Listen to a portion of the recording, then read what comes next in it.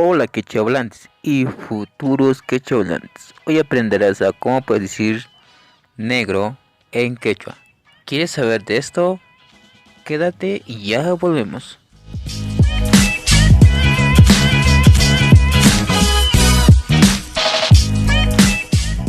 Negro en quechua quiere decir llana. Llana.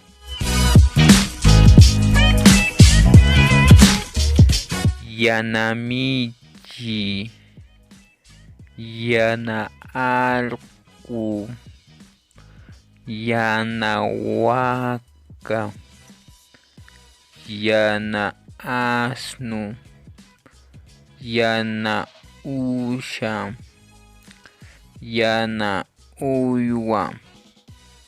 Si quieres saber más de esto, suscríbete y activa la campanita de notificaciones para que te lleguen nuevos videos y aprendas más. ¿Qué esperas? ¿O quieres estar como antes? ¿O estás esperando un milagro a que aprendas el idioma quechua? Bueno, nos vemos en el siguiente video. Yo soy Cipriano Rudy y nos vemos. Chao, cuídense, que tengan un bonito día, tarde, noche.